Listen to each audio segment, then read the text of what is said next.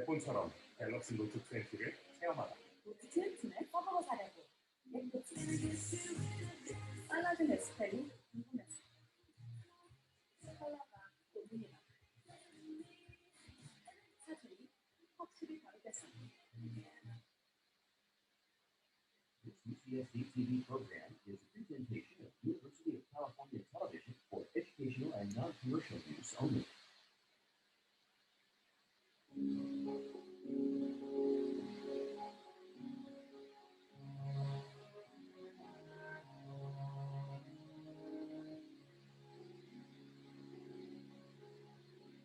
This is interesting. Joan B. Kroc was the wife of the man who created McDonald's, the hamburger chain, right? Worldwide famous hamburger chain. There was a film that came out a few years ago about him, and she married him, and then she has given a lot of money to various universities and charities, including universities and including to Notre Dame, which is a big famous Catholic university in the United States that has a peace studies program.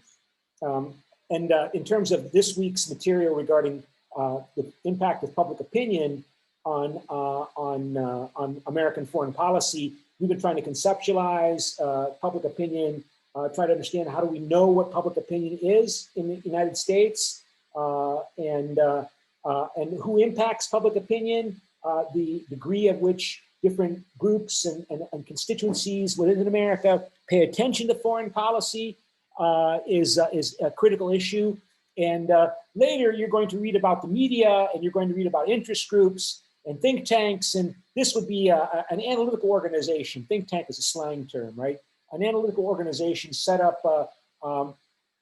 as part of the University of San Diego School of Peace Studies. So University of San Diego, Notre Dame University, they have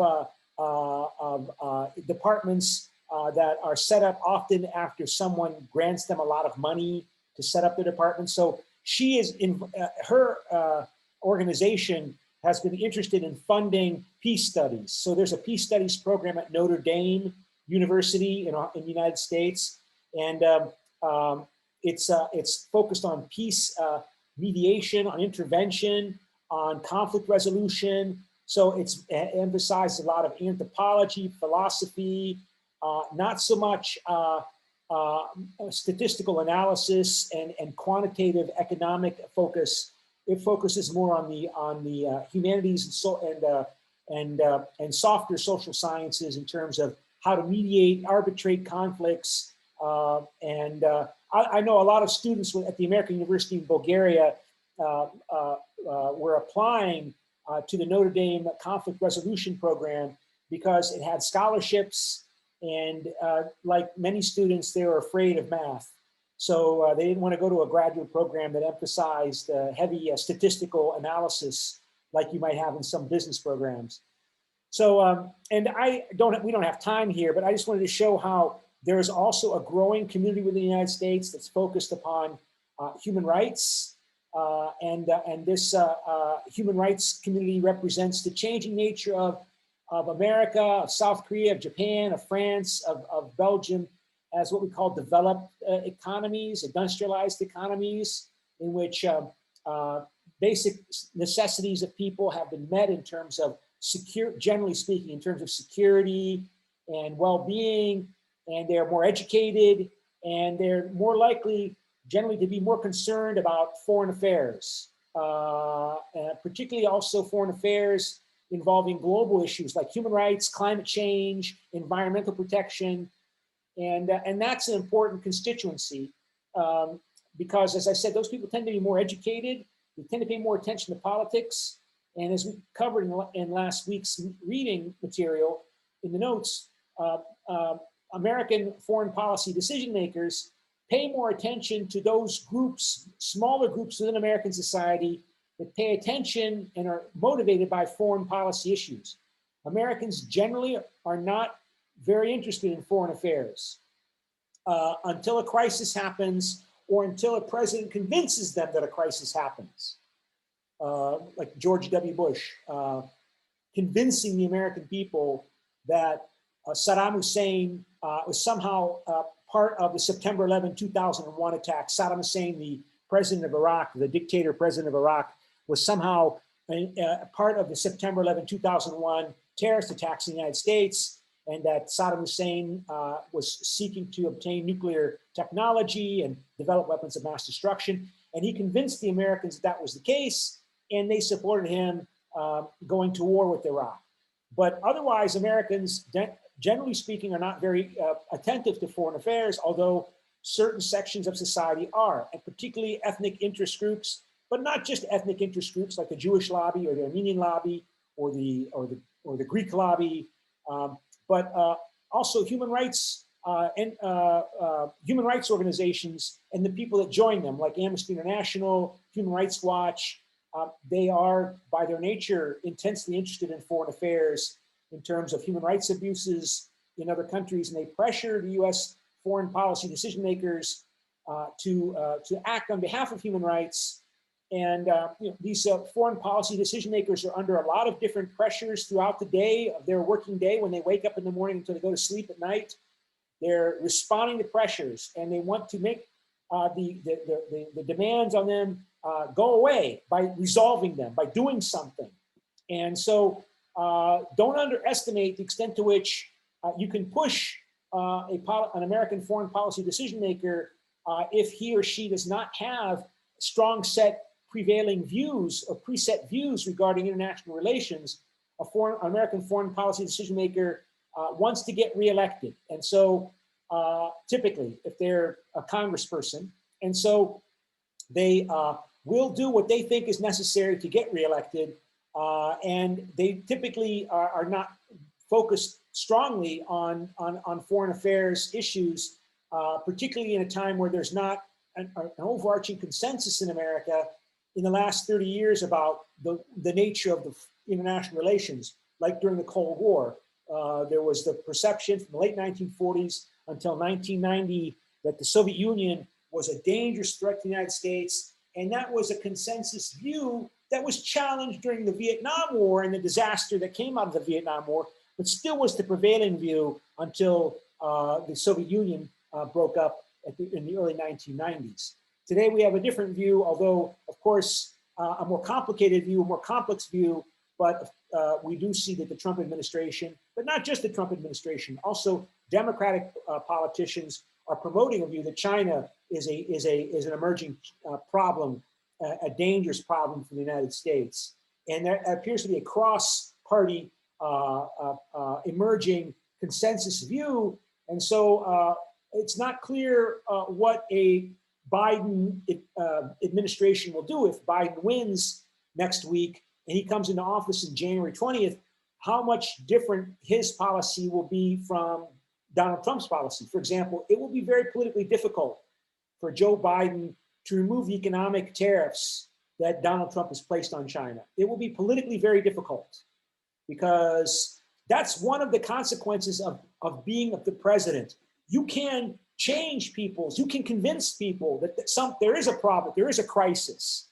And then if a new president comes in, that president has difficulty reversing what that previous president did. Joe Biden, for example, has already said that he is not going to move the US Embassy back from Jerusalem back to Tel Aviv, that Donald Trump moved to recognize Jerusalem as the capital of Israel, which is a very powerful issue for the Jewish lobby in the United States and also the evangelical lobby, Christian evangelical lobby in the United States. So as we said, you know, in a previous class, in terms of how do nationalistic countries act, we discussed what is nationalistic behavior. Remember, we talked about this, that in a nation state, the citizenry of a nation state will grant a decision leader, a decision maker, a greater degree of likelihood to grant that state leaders a greater latitude, freedom of choice, decisional latitude in defending state interests. If Donald Trump argues that it's necessary to promote the interests of America by recognizing Jerusalem as the capital of Israel, then Americans will obey that. But then the citizenry will show less a lesser likelihood of granting them the decision latitude to accept defeats or loss they face. So it will be very difficult for Joe Biden to back down, I'm saying, after Donald Trump, if Donald Trump loses next week. Because he'll be attacked. He'll be attacked by his political opposition in the United States, that he is appeasing China, that he is going to appear weak to China, that China will take advantage because China is being stereotyped as a bit of a diabolical enemy. The prevailing view is moving in the direction that China is somehow something of a diabolical enemy, moving along that continuum, like the Soviet Union in the Cold War. And of course, we talked about how there are these vast vested interests that emerged during the Cold War that are looking for new enemies to justify their continued bureaucratic existence within the United States. And then you have the Taiwan lobby that's also promoting that as well. That, you know, Taiwan must be supported because Beijing is a danger to America. So supporting Taiwan supports America, just like supporting Israel supposedly supports American interests. And in the Middle East. So, okay, so let's go to the notes. We have a debate today, so we have to make sure we devote at least half an hour to that. And so public opinion at home and abroad, some of the points that we've been making in the class, that you cannot understand public opinion unless you understand nationalism in the modern era. And so that's not the one I wanted to share, stop share. And so I want to screen share the notes. Those are the notes over here. I think it's already open. Close that. Okay, resume share, stop share, resume share. Okay, share. Okay, so public opinion, it's a very fascinating, complicated topic. Don't equate public opinion with public opinion surveys. Don't equate them with public opinion surveys.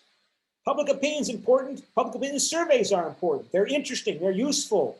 They're important for political campaigns. But in terms of explaining foreign policy, public opinion surveys are just one minor form of trying to understand public opinion. Okay? Just one minor form. And so we talked last class about this pyramid, the trustee model, and so on. And how about, okay, so just to summarize some of these points, Gabriel Allman, it was a professor of political science, very influential, who died not too long ago.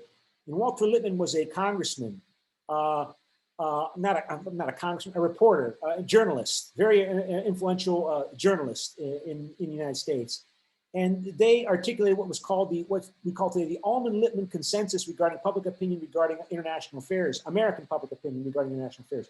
American public opinion is very volatile regarding international affairs. It swings between extreme positions, between viewing an enemy as a threat, a terrible threat, to viewing it as a friend. For example, the way the Americans, one morning woke up and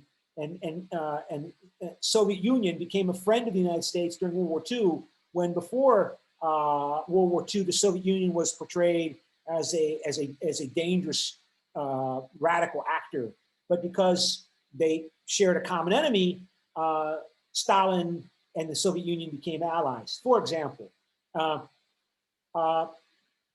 the Allman-Lippmann consensus holds that in peace, the American public is too pacifist, that the American public is not willing to spend the resources and money necessary to maintain peace, that it may exist by being actively involved in devoting resources to foreign affairs. Although, of course, what peace means, I mean, they would say that the Cold War was not peace, it was a Cold War. I mean, the Americans devoted a lot of resources compared to what they did in the past to foreign affairs from 1945 until 1991. But someone might argue that, well, that was not peace, that was a Cold War. And as I said, the Cold War involved Vietnam, and the Cold War involved Korea, and millions of innocent people died in those Cold War conflicts. So, but then in war, the American public can become way too bellicose and violent. And again, I think that has to do not just with America, but with nation states in general, that once people start killing each other in nation states, the tendency to stereotype increases even more. So, I mean, it's not just the United States. I mean, we talked about how World War I, for example, because I bring up these other examples because as Seymour Martin Lips had highlighted, we always understand America or Canada or South Korea or Japan or Belgium or France comparatively. We compare it to something else, even if we're just doing it unconsciously, subconsciously, or intuitively.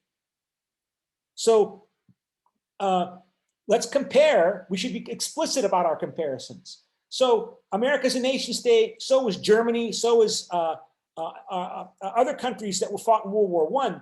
World War I began as a spiral conflict that could have been prevented through negotiation and bargaining, as other European crises had been avoided. But by the end of World War I, Germany was demanding that Europe be restructured. The same is true with regard to the United States. If the United States goes to war, it is likely to, like in World War II, it can't bargain and negotiate with the Germans. It must crush them. Right? That was the decision made as World War II progressed, that there were opportunities to negotiate with the Germans, to stop the fighting, with the benefit of keeping the Soviet Union out of Eastern Europe, because the Soviet Union would then occupy Eastern Europe while conquering and defeating the Nazis and pushing the German army back and then conquering Berlin. If, for example, it had been possible to negotiate with the Germans, the Soviet Union would not have been able to occupy Eastern Europe with the Soviet Red Army. So there were costs to not being able to negotiate, refusing to negotiate with the Germans. And that's a feature of nation states, that they tend to stereotype that you can't negotiate with the devil. You must defeat the devil, right? You can't negotiate and bargain and make trade-offs with Nazi Germany. No, it must be destroyed. The same is true with Japan. They must be vanquished.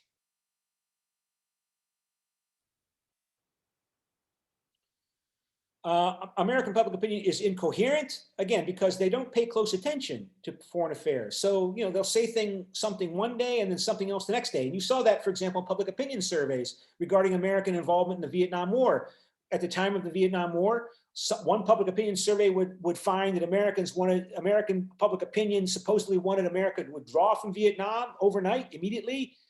And another public opinion survey from another company the next day would say Americans wanted to completely destroy North Vietnam and turn it into a wasteland in order to win the war.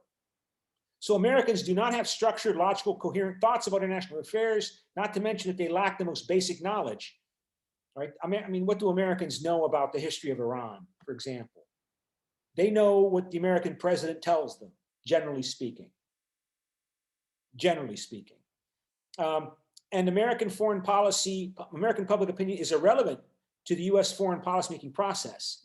In other words, US foreign policymakers tend to ignore public opinion because they make it. They supposedly shape it and can determine it, according to Seymour Martin Lipset, right? He says, you know, American presidents should lead Americans on foreign policy. Public opinion polls show how good of politicians they are regarding American foreign policy issues. Public opinion surveys regarding American foreign policy issues show how effective, how good American presidents are as politicians.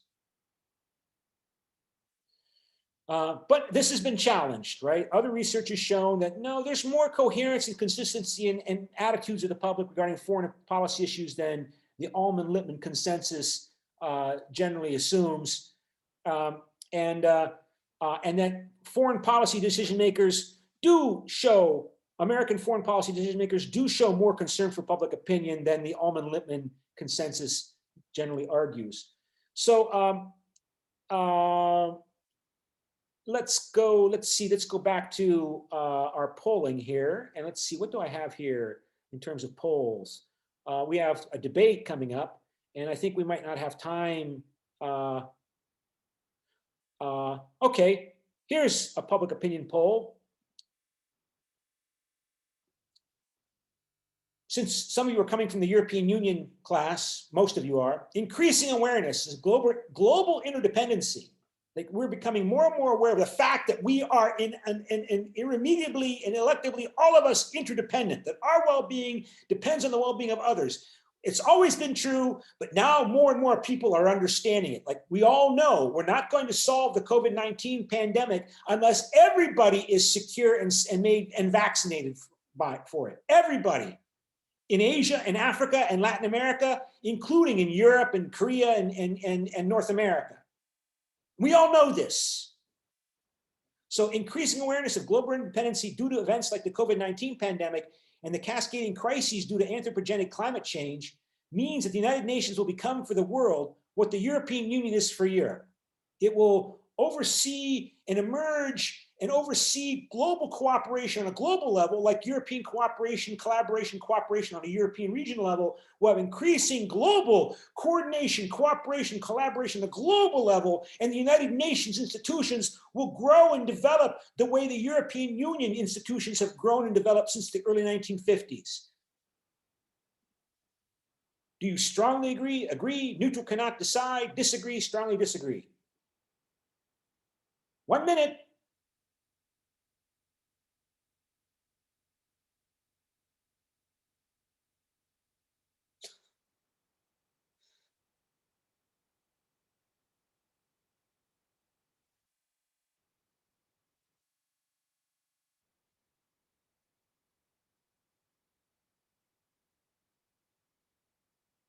Thirty seconds.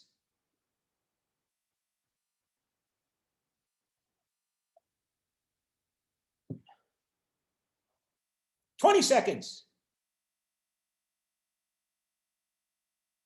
15. Oh, I forgot to do the attendance.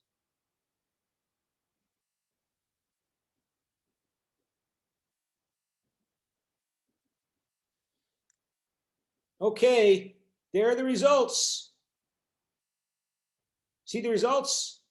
And I forgot to do the attendance. So let's do the attendance before we go to our debate. And so we go to Cyber Campus and attendance. And we go to week 9, add smart attendance. The lucky number is 313, 313.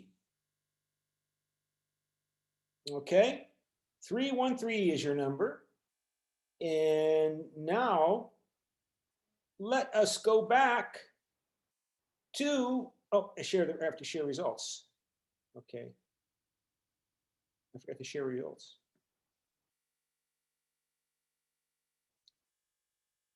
Okay, so there you see the results. 4 of you are neutral, 4 of you agree, 1 disagrees. Hey, I want to be positive and optimistic as well, right?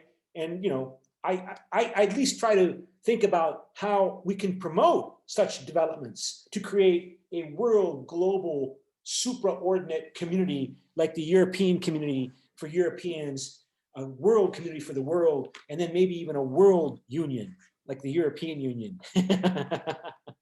Okay, stop sharing. And let's now go to our debate. So we need to go to the debate because this is our short class. And I go to, okay, go here and go to US foreign policy and go here, open that up and just remind me what, I think, did I have the lesson plan already opened? I think I did, but screen share. And here I think is the, yeah, the lesson plan. So it's Im Young-woo against me, public opinion. To South Koreans, a good U.S. leader considers U.S. foreign policy primarily in terms of its impact on the next U.S. election. So who's going to keep time? Because I can't keep time because, well, I can, but somebody else can keep time since I'm in the debate. Who would like to volunteer to keep time? I'll do for you. Okay, so you know the rules. 6 minutes, right? 6 minutes maximum for pro, then 6 minutes maximum for con. Then pro rebuts for 4 minutes, then con rebuts concludes for 7 minutes, and then pro has the last word for 3 minutes. And if we hopefully have time for extra credit questions. So, I will try to keep a record of who asked extra credit questions. So let's begin with Im Young Woo. You can now share the screen. I already allowed for sharing screen. So if you're going to share the screen, you can go ahead and do that. Multiple participants can do that. So Young Woo, are you ready? Yes, could you hold on for a second?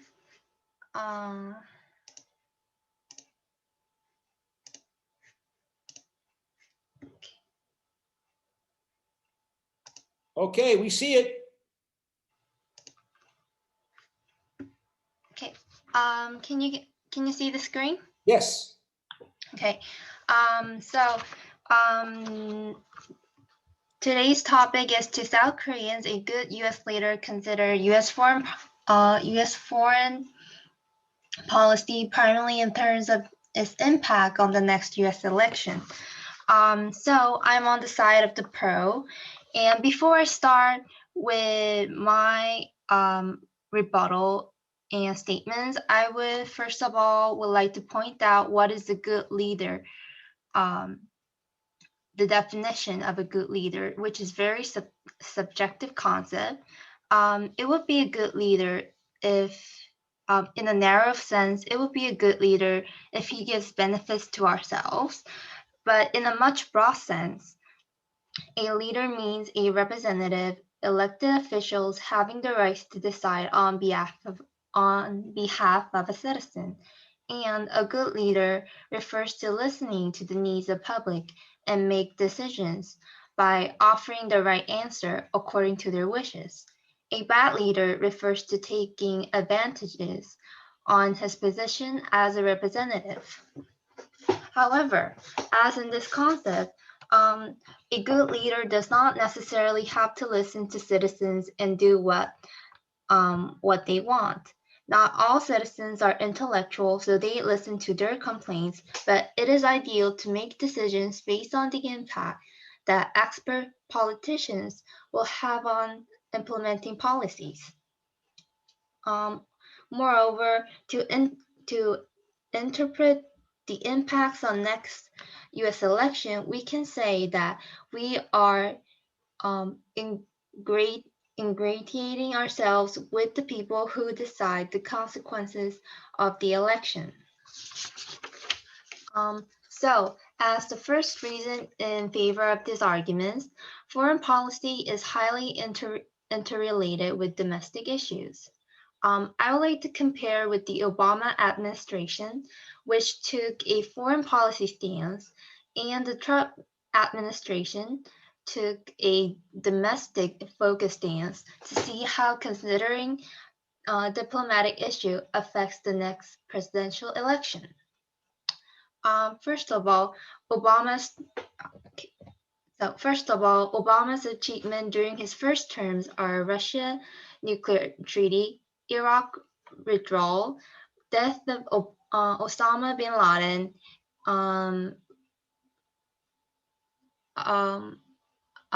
Libyan war intervention, and Afghanistan withdrawal.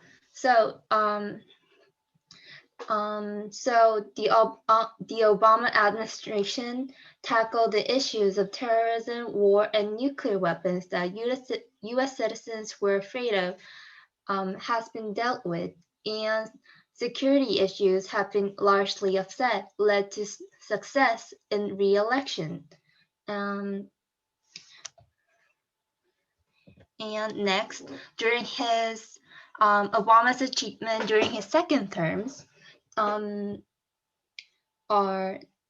the achievements during his second terms are Iran nuclear deal, Cuban thaw, embraces of TPP, and clean power plan about Paris agreements, and sanction against Russia. So compared to the first term, he added increased solidarity between two countries, interest in environmental issues. Nonetheless, still haven't missed an issue with security at the same time with controlling improvement of relations or sanctions. And on the other hand, Trump's administration achievements are withdrawal from the Trans-Pacific, withdrawal Paris Climate Accord, withdrawal Human Rights Council, and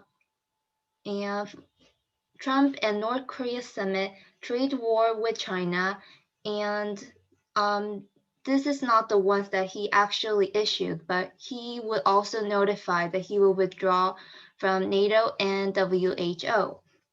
So since Trump took the office, he has been withdrawing much of what Obama has achieved or heavily sanctioned for domestic policy or benefit. In his next re-election, we shall have to see whether he will succeed or 1 not. minute left. So their approval rating rate before and after taking office, Obama's approval rating to compare, overall approval rating falls. However, divided by ethnic statistics show the rest of the ethnicity except white had arisen. Only the poll of white people have fell, which could lead overall approval rating slump factors are from them. However, 10 seconds. I couldn't get Trump's approval rating by race, but it is predictable that other race than white will be able to support him, given the policy he implements. His approval ratings has also dropped slightly. It's over. Okay, does anyone have a question for Ms. Eam? If not right now, maybe later, that you can think about your questions, think about what you might ask. I will make my opening statement. I'm a little confused by the presentation, because it sounds to me like the presentation is arguing in favor of my position that that a good U.S. leader should not consider foreign policy primary in terms of the next U.S. election. Donald Trump is all about the next U.S. presidential election. He has always been that way. He is portrayed in the New York Times reporting, at least, and New York Times reporting reports on other news media sources, that everything that he does is focused on what he can do to get reelected in next week. That was after winning the election in 2016 against Hillary Clinton, when he got less votes than she did, individual votes, over 2 million less votes, almost 3 million less votes, but still won the election through the electoral college system in the US. He has been focused on winning re-election, everything in terms of unsettling, destabilizing existing relations with the Europeans, with the Chinese, is aimed at appealing to his base of white American nationalists who generally have less education levels, are more prone to perceive a threat from globalization because they're less well prepared to compete in lower level industries with cheap countries that have cheaper labor forces like China and Vietnam and Mexico. And he has mobilized them, and he, of course, that's also been his weakness, in that he has been relatively ineffective in expanding beyond his base, beyond his white nationalist working class, tend to be working class base, and making other groups that are more cosmopolitan, more globalist in their orientation, more hostile to him, more resistant to supporting him because of his anti-asylum, harsh anti-immigration policies of, like, for example, separating children from their parents at the border when they, until that was stopped last year, reducing immigration from other countries legally as well through the green card program, reducing that. That has appealed to his base. Now, I know Obama, of course, also was thinking about the next election. Obviously, after he was elected in 2008, he's thinking about 2012. But I think Trump would have been would be reelected if it were not for the COVID-19 pandemic. The economy, if the economy still was growing, if the status quo was still in place, he more likely would have won re-election than he is now if the COVID-19 pandemic had not occurred and destabilized the economy and disrupted American life. And comparing the American response to, say, South Korea's response, Taiwan's response, other countries' responses that have been much more effective in controlling the virus. But he's going to, if he loses the election, he's going to lose because of that once in a century development, which who could have predicted that? And so even if we look at, of course, we don't see Pro's PowerPoint slides any longer, but she highlights all the decisions of Donald Trump to withdraw from the Paris Accords, to withdraw from the World Health Organization during the pandemic, to withdraw from the Paris Accords on climate change from 2015, to disrupt trade with China. These are all oriented towards solidifying his base and mobilizing them even further. That in terms of trying to conceptualize public opinion and how to appeal to public opinion.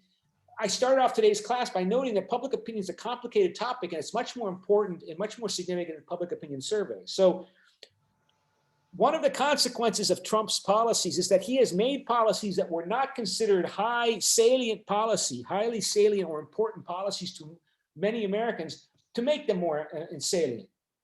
So, for example, if you asked Americans what were the 10 most important policy issues confronting the United States in public opinion surveys before Trump was elected, illegal immigration wasn't even the top 10, would not be the top 10 issues. I can show you a book that made that argument, right? That this was in this book that I ordered for the library, and 1 minute left. Highlighting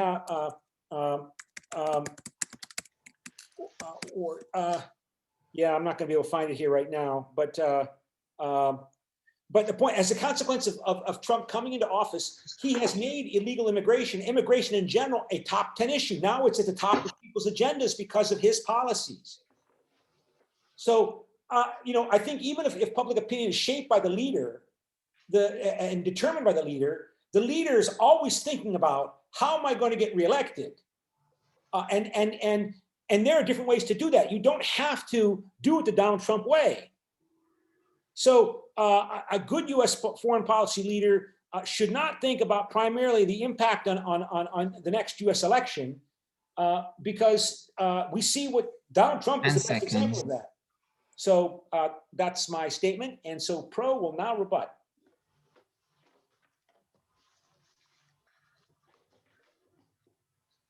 Okay, I'll start the affirmative rebuttal. So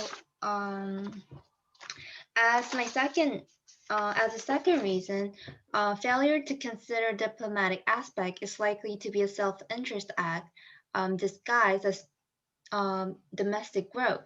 However, according to the book page 148, people in the United States are generally interested in domestic issues. However, they become sensitive to foreign issues when life-threatening problems comes up, such as terrorism and nuclear weapons. In order to win the support of the public who are more interested in domestic affairs, it may be advantageous in implements and resolve domestic issues on their demands for the sake of the next election. Nevertheless, a good leader will not push domestic demands without considering foreign policies.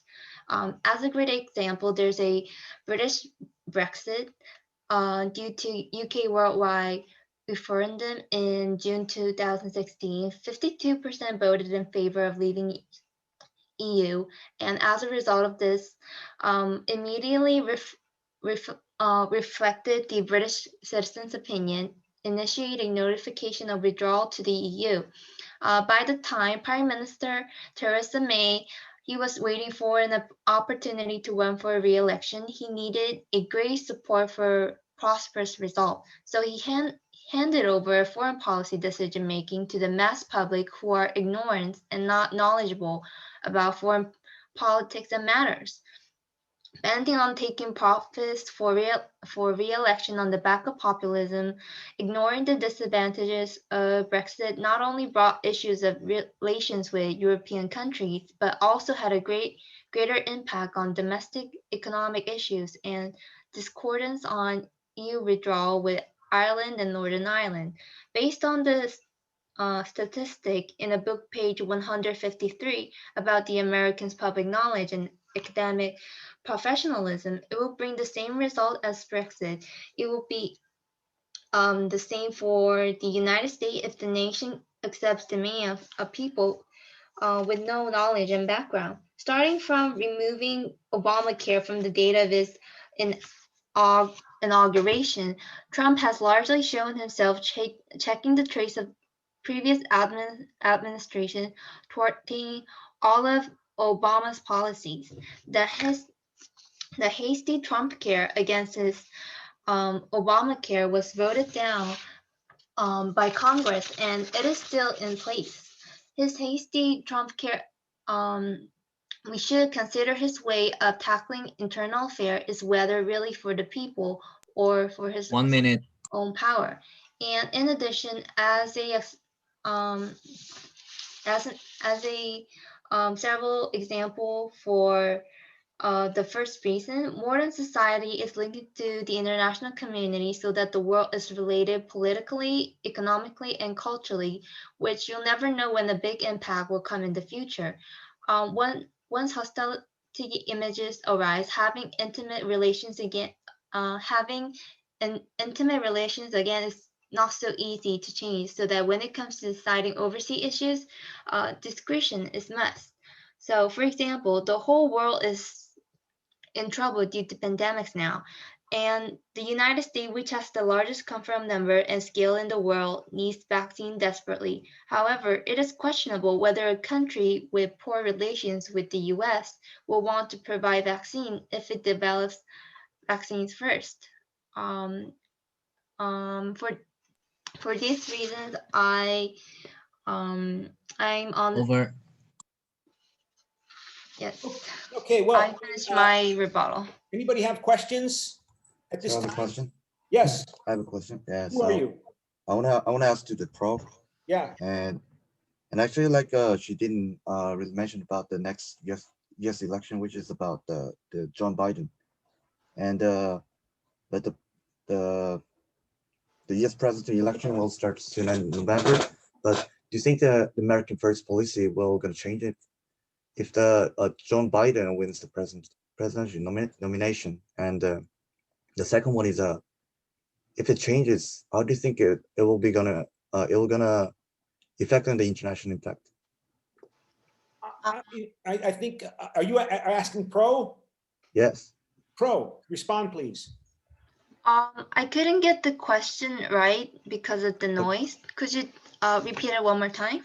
Okay, so the you know that the next US election is gonna start soon.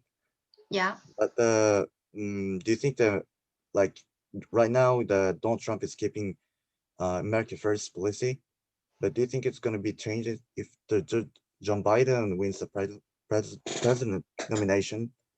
And the second one is if it changes, how do you think it's gonna be effect on the international? I think it really depends on who is going to elect. So if the Donald Trump is going to get reelected, I assume he will gonna continue the stance he's been doing, or maybe much more aggressive. But if the Joe Bidens get elected, I believe he will be more in a stance of Obama's side. Okay, I will make my rebuttal and conclusion now. Ladies and gentlemen, I think pro has it reversed. I mean, the book notes highlight, the book information highlights how Americans under according to the Almond Lippmann consensus, their attention to foreign policy is secondary to their attention to domestic policy. So somebody who's an American politician, a president who's thinking about the next election, they're not going to think about how the foreign affairs affect domestic politics. generally. They might, of course, know that if they go to war, if they get the United States in a war, that'll be a consequence for their re-election prospects. But George Bush took the United States into war in response to the September 11, 2001 attacks. You can say, well, that happened in response to the attacks, so it was easier to do. But Bill Clinton bombed Serbia over Kosovo in 1999, and there was no Serbian attack on America. Barack Obama bombed Libya and did that without Libya attacking the United States. But clearly, they were not thinking about the next elections in doing that. They were thinking that they had to do that. They may have been thinking that they were concerned about the prestige of NATO in the case of Serbia. That this violence, this genocidal violence, is going on in the middle of Europe, and NATO, great NATO, mighty NATO, is not able to do anything. It threatens those bureaucratic vested interests. I think you could argue either way. I mean, the argument of the Almond-Lippmann consensus is that the American president has great leeway in shaping and forming American public opinion, and so typically what they will do is they will decide what the foreign policy should be for the United States first, and then obviously within the framework of what's possible, and then politically possible, and then act on it, and then convince the American public, knowing that the American public votes on the economy, the economy, the economy. That's the most important issue, the domestic economy, the domestic economy, the domestic economy. And it's the economy, stupid, according to James Carville, getting Clinton elected in 1992, right?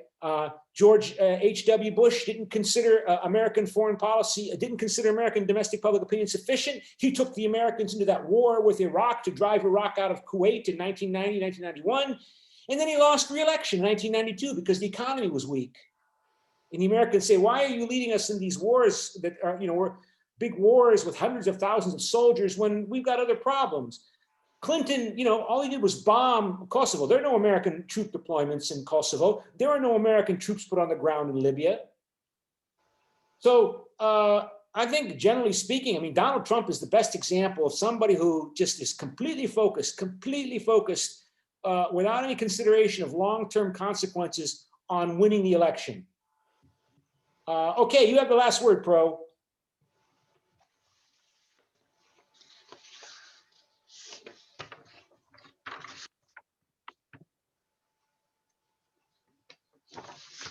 Could you hold on for a second?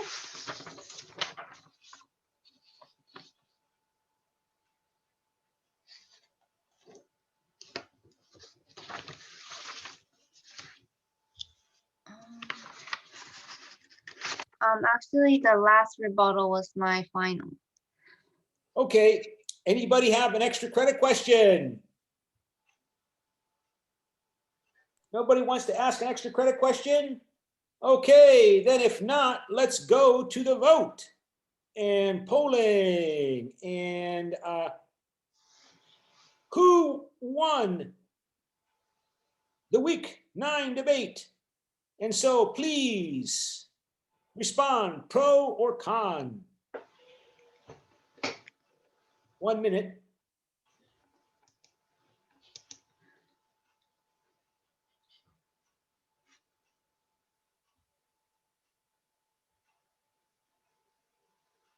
Okay, well, we don't need 1 minute because everybody's who's attending has already voted. So we end poll and I share the results. So congratulations, Pro. You slew the professor. You defeated the dragon. Dragon B.E.D. Dominichez. So congratulations, Pro. Hooray! And we'll stop sharing. And then we can go to, I have to share results. Did you see that already? Okay, there you see the results. Okay, and so then we go to, I will now ask you to grade the debate.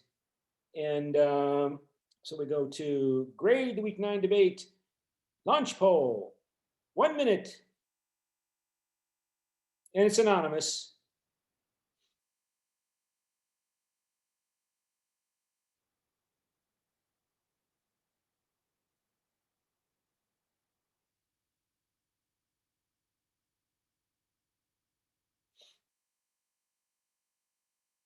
Oh, everybody voted. Okay, end poll and share results. And there you see the results.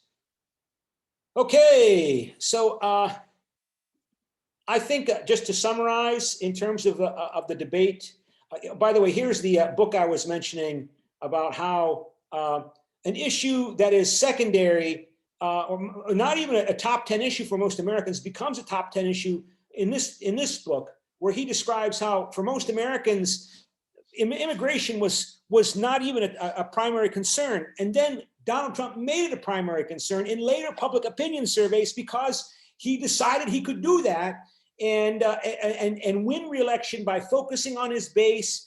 The level of enthusiasm of his base is hard to overestimate. Remember, Donald Trump won the election in 2016 in part because his supporters, they didn't just vote for him. They think he is some kind of superhero. The enthusiasm level is so high for those people. And that's the concern about what will happen next week, that lots of people say they're voting for Biden because they don't like Trump. In other words, they're not enthusiastic about Joe Biden. They're not, oh, I love Joe Biden. He's what, they're not doing that. You say, well, I don't like Trump. Well, I guess I have to vote. But the people that like Trump, they love him. Right? And so what does that enthusiasm mean? Like I said, a country acts like a nation state in terms of nationalist behavior. I said, when the modal citizen, not the majority, the most typical citizen is a nationalist. And the modal citizen is a Trump supporter in the United States. And those people are motivated. Right? So let's see what happens next Tuesday, okay? In the American election, or Wednesday, our time. All right, so that's all for today. Does anybody have any questions? If not, I will close the meeting and save the file.